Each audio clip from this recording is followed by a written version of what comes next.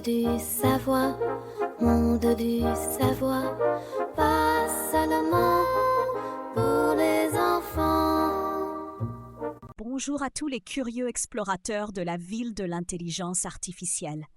J'ai appris qu'il existe chaque jour une bataille invisible dans le monde numérique. D'un côté, il y a des personnes qui essayent de voler notre argent, et de l'autre, un gardien très attentif avec une mémoire incroyable. Ce gardien, c'est l'intelligence artificielle.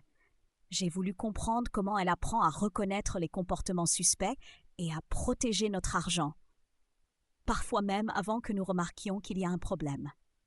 Je vous invite à découvrir ce gardien du monde numérique. Dans l'espace des hologrammes, j'ai rencontré NeuroSinge et DigiHamster. NeuroSinge pensait que l'intelligence artificielle était un robot policier qui attrape lui-même les voleurs de cartes bancaires et les enferme dans une prison numérique. DigiHamster, lui, disait que l'IA était simplement un comptable très méticuleux qui vérifie chaque transaction dans le monde et refuse celle qui lui semble étrange. J'ai expliqué que l'intelligence artificielle n'est ni un policier ni un comptable. C'est une analyste très rapide qui peut examiner des millions de transactions en une fraction de seconde et repérer celles qui ne ressemblent pas aux autres. Dans le jardin du codage, j'ai rencontré Holocaméléon et Drono-Perroquet. Holocaméléon m'a raconté qu'il pouvait changer de couleur pour s'adapter à son environnement, mais qu'il suivait toujours certains motifs. Il a dit que s'il commençait soudainement à briller d'une façon totalement nouvelle, ses amis remarqueraient tout de suite que quelque chose ne va pas. Drono-Perroquet a expliqué que son système apprend la façon habituelle de parler de son propriétaire. Si quelqu'un d'autre essaie de l'imiter et utilise des mots étranges ou un accent différent, le système le remarque immédiatement. J'ai trouvé que c'était d'excellents exemples. L'intelligence artificielle fonctionne de la même manière en apprenant nos habitudes financières pour détecter très vite toute anomalie suspecte. Dans la tour de l'inspiration, j'ai rencontré Robolapin et Neuroponey.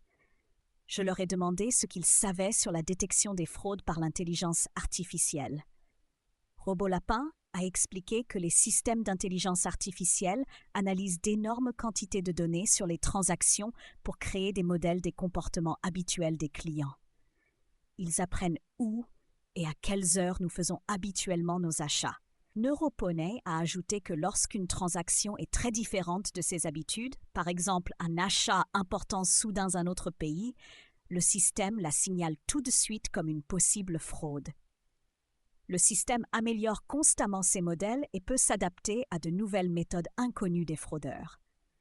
Je les ai félicités pour leur connaissance et j'ai résumé que la détection des fraudes repose sur l'analyse continue des habitudes et la recherche d'anomalies en temps réel. Chers explorateurs, aujourd'hui j'ai vu comment l'intelligence artificielle protège nos portefeuilles numériques.